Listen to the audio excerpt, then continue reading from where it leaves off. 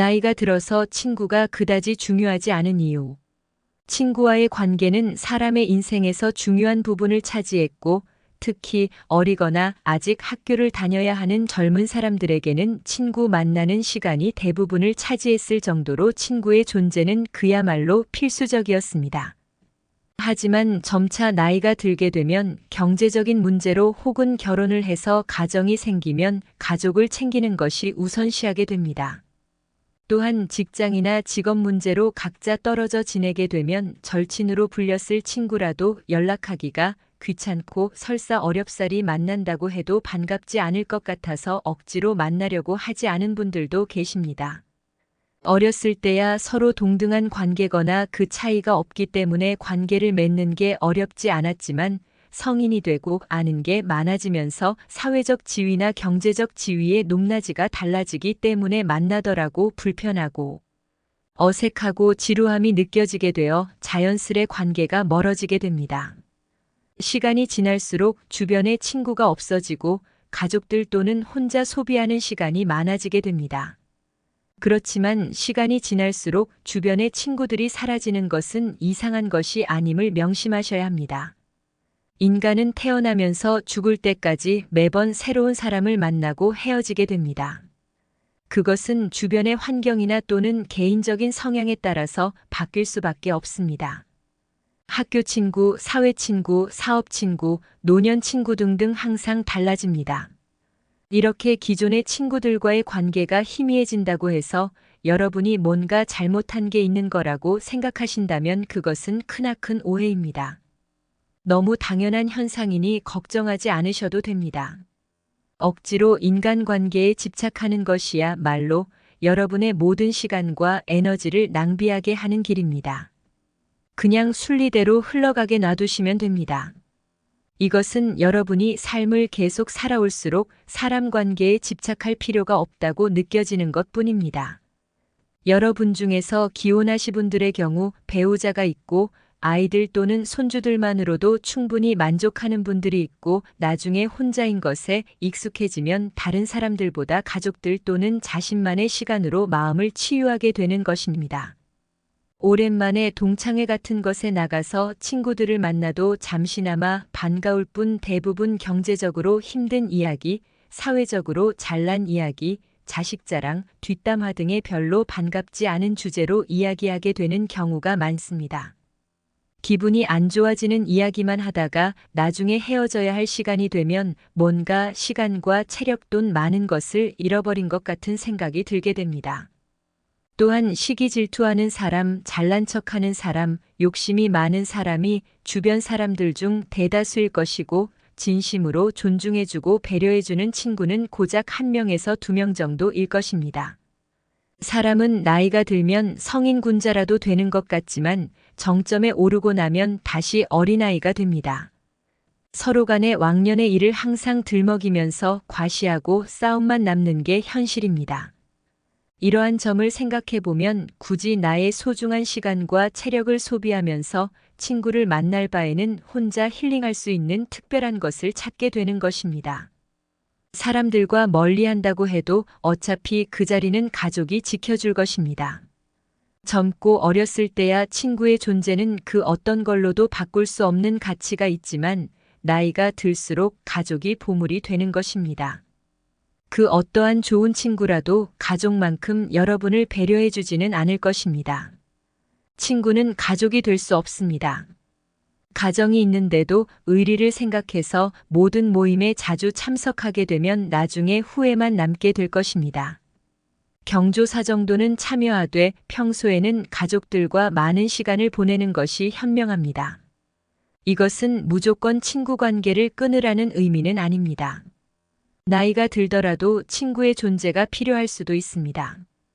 1년에 한 번 정도는 만날 친구가 한두 명만 있다면 질적으로 더욱 풍성한 삶을 살 수 있을 겁니다. 필요할 때만 연락하거나 자화자찬하는 친구가 아니라 진심으로 내 말에 공감해주고 존중해주는 친구라면 관계를 계속 이어가는 게 훨씬 도움이 됩니다.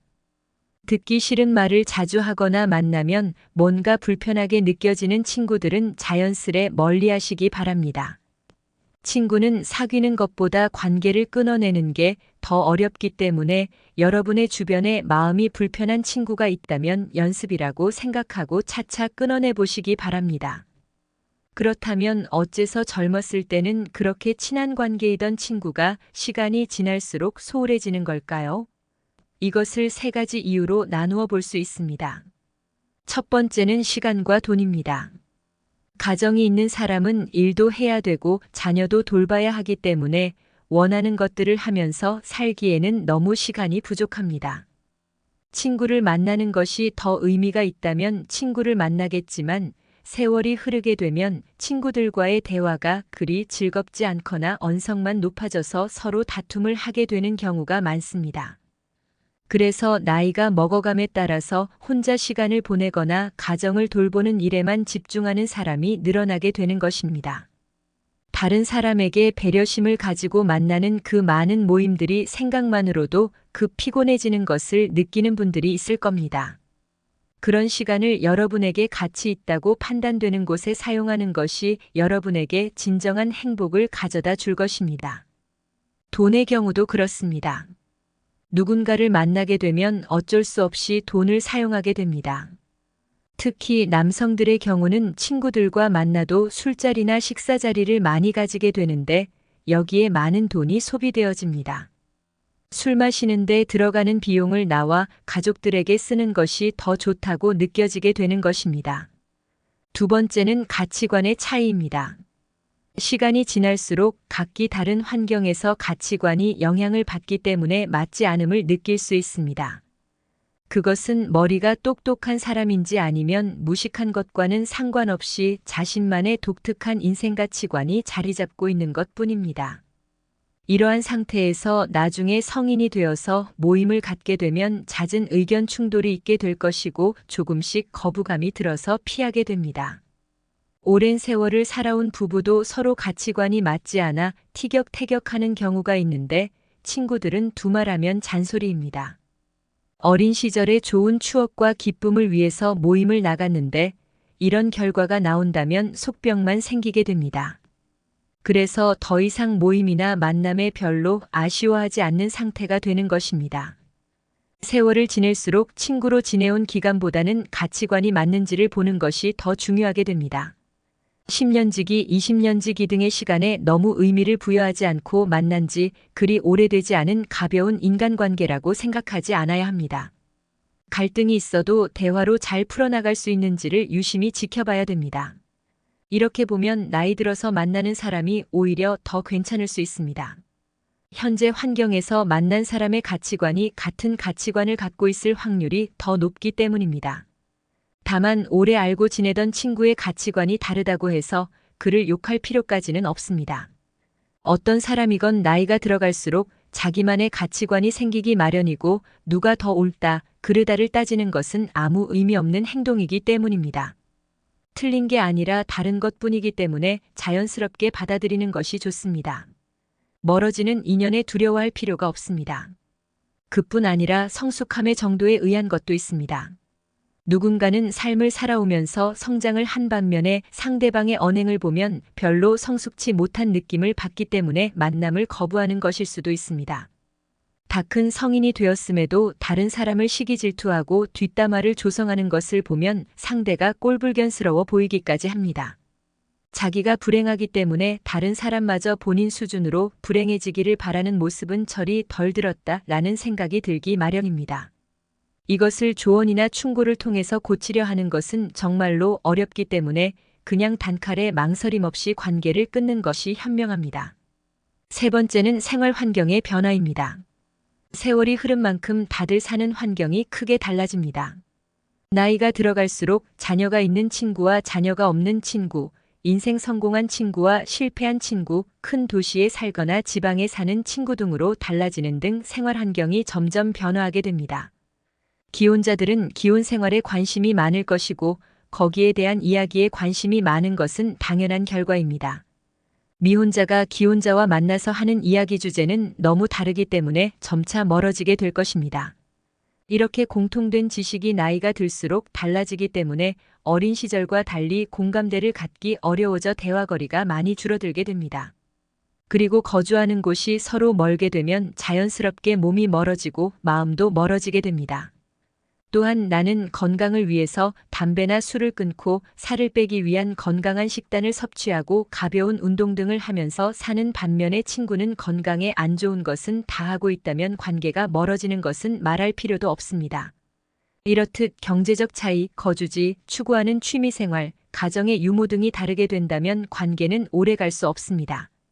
세상이 변하면 친구의 개념도 바뀌게 됩니다. 내가 원하는 것을 하면서 그곳에서 만난 사람들과 공감되고 관심 있는 주제를 나누며 일상을 보내는 일이 더 가치 있을 것입니다. 이것을 그냥 받아들이는 것이 좋습니다. 그러므로 친구와 멀어지는 이유는 여러 가지가 있지만 이렇게 정리되는 관계는 자연의 순리이기 때문에 친한 친구가 단 한 명도 없다 해도 전혀 걱정하실 필요가 없습니다. 이것을 기회로서 내가 하고 싶었던 취미를 하는데 이용하고 혼자서도 잘 지내는 방법을 터득한다면 불필요한 인간관계에서 오는 스트레스로부터 멀어질 수 있습니다. 친구에 대한 의견들은 조금씩 다르기도 합니다. 친구가 필요할지 아닐지는 여러분이 어떻게 사느냐에 달려있는 것입니다. 혼자 지내는 법을 터득하지 못한 사람들은 늘 외로움을 느껴 친구를 찾지만 혼자서도 잘 지내는 게 익숙한 사람들은 친구나 가족이 없어도 행복하고 씩씩하게 하루하루를 열심히 살아갑니다. 이렇게 고독을 즐기는 게 어려운 사람들은 남을 위한 삶을 살았을 가능성이 높습니다. 하지만 인생이란 생각만큼 길지는 않습니다. 이제 여러분을 위한 삶은 사시기 바랍니다. 나를 위한 삶을 살기 위해서는 나를 힘들게 하는 사람들과의 관계를 먼저 정리하여야 합니다. 관계를 끊는다는 게 쉬운 일은 아니지만 계속 해볼수록 쉬워집니다. 20년 친구니 평생 친구니 이런 건 그다지 중요한 게 아닙니다. 오히려 그러한 호칭에서 어떻게든 탈출하셔야 합니다. 이런 호칭에 의미를 부여하다 보면 우리는 항상 오래된 친구와 잘 어울려야 하고 누구 하나 마음이 변하면 세상 큰일이 나는 것처럼 여기게 됩니다. 이런 마음가짐이 오히려 나 자신에게 손해가 됩니다. 내가 좋아하지 않은 행동만 하는데 굳이 스트레스를 받아가면서 그 관계를 유지할 필요가 없는 것입니다. 이렇게 정리해 나가다 보면 자연스레 진짜 괜찮다고 느끼는 친구 한두 명만 남으실 겁니다. 아니면 그냥 친구 자체가 없을 가능성도 있습니다. 하지만 이것은 오히려 축복일 수도 있습니다. 좀 더 여러분다운 인생을 살 수 있는 기회입니다. 친구가 있고 없고는 중요한 것이 아닙니다. 주변 환경에 휘둘리지 않고 소신껏 인생을 살아가는 것이 제대로 된 방향입니다. 인연 따라 만났다 헤어지는 것이 바로 친구입니다. 여러분은 친구가 없이도 행복하게 사는 법을 배워야 합니다. 그렇다면 혼자 잘 사는 사람은 어떤 특징을 가지고 있을까요? 첫 번째는 인생에서 해야 할 것들이 넘쳐난다고 생각합니다. 이렇게 생각하니 친구가 없어도 하루하루 바쁘게 그리고 재밌게 사는 것입니다. 나이가 들어도 할 게 많아서 외로울 틈이 없습니다. 일과 가정을 챙기느라 하고 싶은 게 있어도 뒤로 미룰 수밖에 없던 중년의 시절과 다르게 노년에는 시간이 많아지고 자녀도 전부 성장했기 때문에 과거 하고 싶었던 것들을 하나하나 해보는 것입니다. 새로운 것을 배우면서 거기서 다양한 사람들과 얘기를 나눌 수도 있고 남은 인생을 설렘으로 살 수 있게 됩니다. 두 번째로 타인의 눈치를 보지 않습니다. 내가 혼자가 되었을 때 다른 사람들이 나를 문제 있는 사람으로 취급하면 어떡하지? 와 같은 걱정을 하지 않는 것입니다. 보통 혼자인 사람들 중에 이렇게 남의 시선을 의식하여 억지로라도 친구를 사귀는 사람이 있습니다. 그렇지만 이러한 마음가짐으로 만나게 되면 서로 간에 불편해집니다. 그리고 생각보다 남은 나에게 관심 없습니다. 혼자 지낸다고 해서 당신을 조금 특이하게 생각은 할지 몰라도 아주 크게 신경 쓰지는 않습니다. 그러므로 쓸데없는 걱정에서 벗어나 남의 눈치 보지 말고 여러분의 인생을 살아가세요. 마지막으로 고민을 오래 하지 않는 것입니다. 혼자서도 잘 지내는 사람들은 고민을 짧게 하는 경향이 있습니다. 불필요한 관계를 단칼에 끊어내거나 하고 싶은 일이 있다면 바로 시작하는 등의 실행력이 강합니다. 우리가 하는 걱정의 대부분은 실제로 일어나지 않습니다. 내가 이런 행동을 했을 때 나를 안 좋게 생각하면 어떡하지 등의 두려움을 갖는다면 우리가 할 수 있는 것은 아무것도 시작할 수 없게 됩니다. 우리는 혼자여서 외로워하는 것이 아니라 혼자인 것에 감사해야 합니다. 산책을 하다 집 주변의 작은 공원에서 풀벌레 소리가 들릴 때면 내 청력이 좋음에 감사하고 햇살이 내 얼굴을 비치면 따스한 햇살을 느낄 수 있음에 감사하는 것입니다. 그 외에도 삶을 살다 보면 감사할 일은 무수히 많습니다. 하루 또 굶지 않고 풍족하게 먹을 수 있음에 감사하고 웃을 일이 생겨서 크게 박장대소할 수 있음에 감사해야 합니다. 이렇게 감사하는 마음은 놀라운 효과가 있습니다. 감사하는 마음을 갖는 습관은 스트레스를 해소해주고 우울증이나 부정적인 생각에서 탈출할 수 있도록 도와줍니다. 감사하는 마음을 습관으로 만들면 깊은 수면 효과를 가질 수 있습니다. 그러면 어떻게 감사하는 습관을 만들 수 있을까요? 첫 번째는 감사일기를 쓰는 것입니다. 일기를 쓴다고 해서 거창하게 길게 쓸 필요는 없습니다.